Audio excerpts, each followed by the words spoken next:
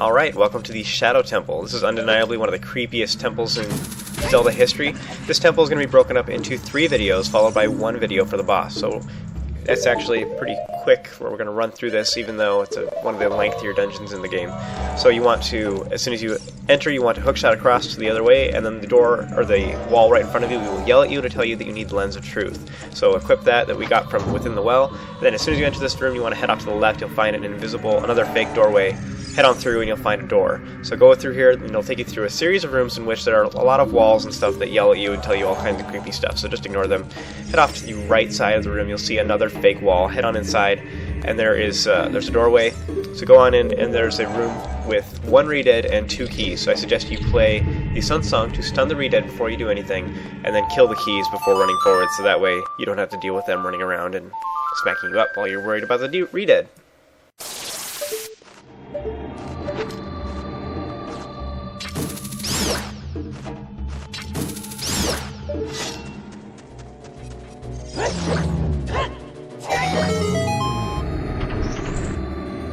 Once all the enemies are defeated, a large chest will appear containing the dungeon map. This is very useful for this dungeon in particular because there's so many fake walls and invisible walls as well that are constantly getting in the way, and so if you see a room on your map that you have not been to yet, then it's a pretty good chance that that has the small key that you're missing. This entire dungeon is pretty linear. Most of the rooms you just fight the enemies, kill them, and then you get the small key, so it's pretty straightforward with the exception of, all the tricks all over the place. So anyways, so just continue working your way. As you can see on the mini-map, we're working our way to the east doorway. Once you finally make your way over there, I suggest just staying on the right side the entire time. On the left side, there are some enemies like some possessed pottery that will come fly at you. And anyways, when you finally get to the end, go in through the door, it will lock behind you. You'll see a familiar enemy that we just fought within the well. So get grabbed by one of the hands and then quickly jump away, and then lure Dead Hand to come over and fight you and slash it in the head.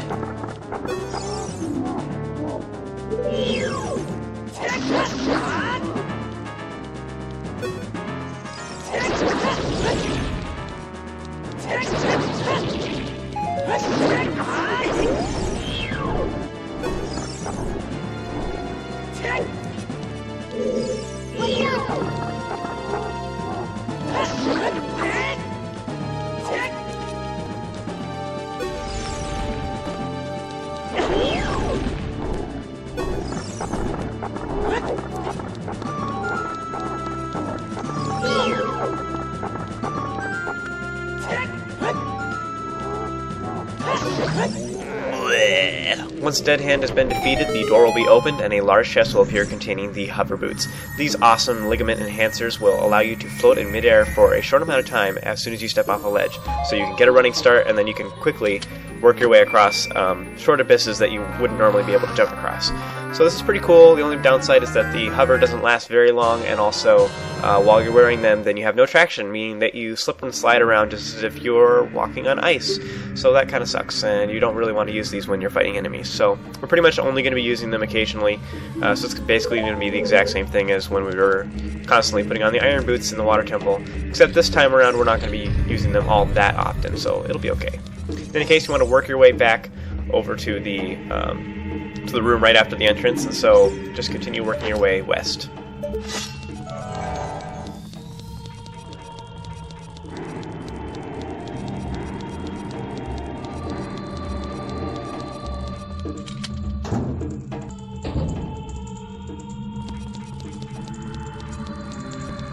So we're going to use those newfound hover boots in just a moment. You want to head over to this, to the torch over here, and then you'll see a short message in which the statue actually talks to you and tells you need to point its beak towards the only skull that is real. And so you'll see that there is all these little skulls on these little pillars here, and so you have to push and pull this statue until it is facing the real skull, which you can use your Lens of Truth to see it. If you leave it towards facing one of the fake skulls and then you walk away, then this whole platform that you're standing on will then fall away and you'll fall down this giant pit. So as soon as you point it towards the right one, walk away from it. This will cause the Zelda chime to ring so that you know that you've completed the puzzle. And if you talk to the sign here, it'll tell you that you need the sacred feet to cross this valley. So it's referring to the hover boots. So you want to equip them and then just get a running start at it. You have to go really straight, so make sure you're good and lined up. Good. So anyways, once you should barely be able to make it with your range, so then head across the way and then unequip the hover boots.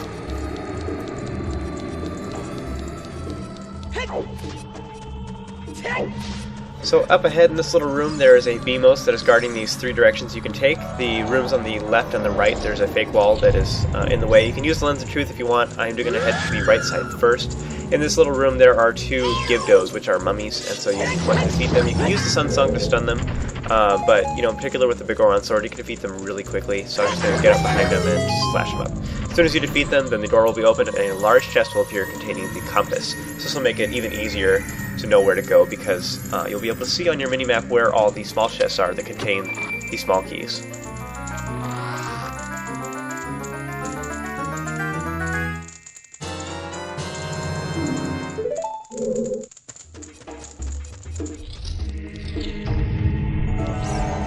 So once you return back to this room, we're going to head across the way and go through the other fake doorway, or fake wall, and then go through the door.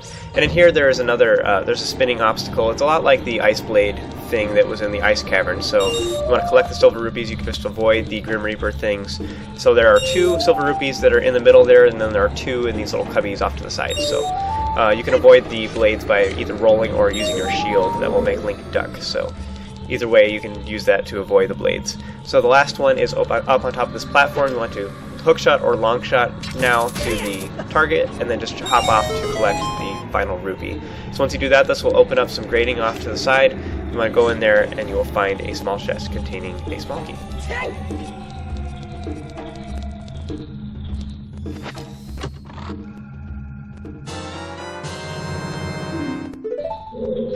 So with small key in hand, we want to return to the previous room. There's nothing else we can do in this particular room for the moment, so just ignore it.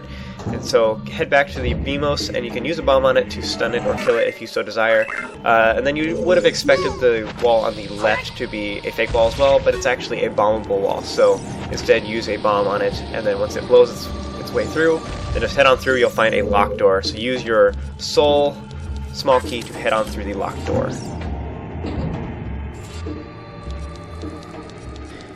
Now this particular corridor is a little bit treacherous. You'll see that there's a shadow on the floor here, so head forward and you'll hear the battle music kind of faintly up ahead. So you want to inch forward. You'll see that there's actually a big Skulltula that's hiding in the ceiling. There are these fake cubbies right above you.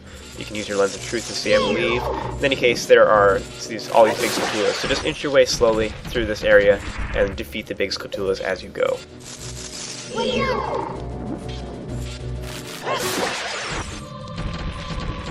So around the corner, hop on down, and you'll find yourself faced with 2 guillotines, which are those chompy things that try to chop your head off like in the movies. In any case, so once you get through that little gauntlet, you will find another big Skulltula, so kill it and continue your way, working your way past the second guillotine.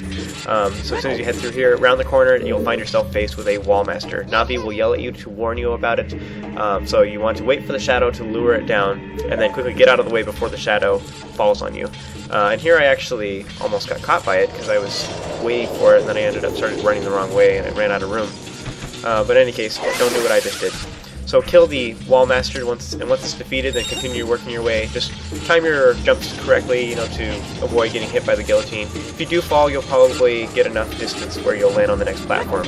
Here I suggest you use your shield and just purposefully bonk into the red bubble that pops up, so that way you don't get hit by it. Here I suggest you use the hover boots because that distance is pretty far, and up ahead there is a Stalfos. You can kill the Stalfos very easily by using the Goron sword, and you just get right in its face and just start slashing it up. You'll see that Navi turns green on this platform. You can play one of the songs, I believe it is Zelda's Lullaby, and it'll make a fairy appear. So if you are hurt, you can just get a fairy. If you turn off to the left, you'll see that there's a platform off in the corner, and there's nothing along the way, so there's got to be some way to get out there. So if you use your Lens of Truth, you'll see all these platforms. You can follow them over here, and you'll find yourself to find a hidden doorway. Go all the way through here, and there's a secret room, which there's an invisible Scythe thing, so you can just avoid the Grim Reaper doohickeys, and then kill all the enemies in this room. Once you've done that, it will unlock the grated doorway on the opposite side, inside of which you will find a Skulltula. So kill it and collect token number 82.